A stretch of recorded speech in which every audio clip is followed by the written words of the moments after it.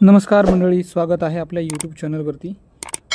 आणि आज आपण पाहणार आहोत महाराष्ट्रातील नवीन होणारे जिल्हे।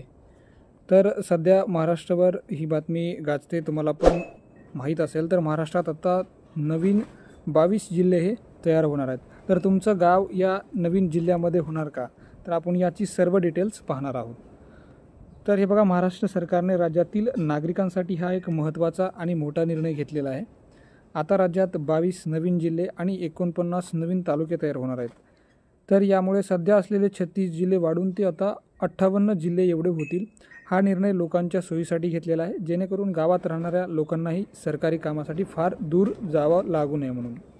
तर महाराष्ट्रात आधी किती जिल्हे होते आणि आता किती होणार आहेत याचा आपण सर्व डिटेल्स आपण जाणून घेणार आहोत। तर महाराष्ट्रामध्ये 1960 साली जेव्हा आपलं महाराष्ट्र राज्य तयार झालं तेव्हा फक्त आणि फक्त 26 जिल्हे एवढे होते। त्यानंतर वेळोवेळी गरजेनुसार नवीन जिल्हे तयार करण्यात आले। सध्या एकूण 36 जिल्हे आणि 358 एवढे हे तालुके आहेत। आता नवीन 22 जिल्ह्यामुळे एकूण आपले किती होणार आहेत, तर 58, महाराष्ट्र राज्यातील 58 नवीन जिल्हे होणार आहेत। तर याची गरज का भासली, नवीन जिल्ह्याची गरज का भासली, हे पण आपण आता पाहणार आहोत। तर अनेक लोक गावात किंवा लांब भागात राहतात, त्यांना त्या जिल्हा कार्यालयात जाण्यासाठी अनेक वेळ दिवसभराचा प्रवास करावा लागतो। सरकारी नोकरी असेल तर सरकारी कामासाठी ये जा करणे महाग आणि वेळखाऊ होतो। म्हणजे जर तुमच्या घरापासून जर लांब तुमची सरकारी नोकरी असेल तर त्याच्यामध्ये तुमचा वेळ जातो। म्हणूनच तर सरकारने हा विचार करून असे ठरवले आहे की लोकांच्या जवळच नवीन जिल्हा तयार झाला पाहिजे, नवीन तालुका तयार झाला पाहिजे, जेणेकरून सरकारी सेवा, तुमचं काम हे लवकरात लवकर तुम्ही त्या कामावरती पोहोचणार आणि तुमचा वेळ वाचणार। तर याच्यामध्ये आता आपण बघणार आहोत की कोणकोणते नवीन जिल्हे होणार आहेत। तर सुरुवातीला आपण उत्तर महाराष्ट्रात बघूयात। सुरुवातीला उत्तर महाराष्ट्रामध्ये नाशिक जिल्हा आहे। तर नाशिक जिल्ह्यामधून 2 नवीन जिल्हे तयार होण्याची जी संभाव्यता आहे, जे आपल्या समोर आलेले आहे माहिती, त्या माहितीनुसार आपण सांगत आहोत। तर एक मालेगाव आणि दुसरं कळवण हा नवीन जिल्हा तयार होणार आहे नाशिक जिल्ह्यातून 2। अहमदनगर जिल्ह्यातून संगमनेर, शिर्डी, श्रीरामपूर। तिसरा आहे जळगाव जिल्ह्यातून भुसावळ हा नवीन जिल्हा तयार होणार आहे। तर हे झालं उत्तर महाराष्ट्राचं। तर आता आपण पाहणार आहोत पश्चिम महाराष्ट्राचं। तर पश्चिम महाराष्ट्रामध्ये ठाणे जिल्ह्यातून मीरा भाईंदर आणि कल्याण हे असे 2 नवीन जिल्हे तयार होणार आहेत। तर पुणे जिल्ह्यातून शिवनेरी हा एक नवीन जिल्हा तयार होणार आहे। सातारा जिल्ह्यातून मानदेश तयार होणार आहे। रायगड जिल्ह्यातून महाड, रत्नागिरी जिल्ह्यातून मानगड। आता आपण वळूयात मराठवाडा भागात। तर मराठवाडा भागात जर विचार केला आपण तर बीड जिल्ह्यातून अंबाजोगाई हा तयार होणार आहे।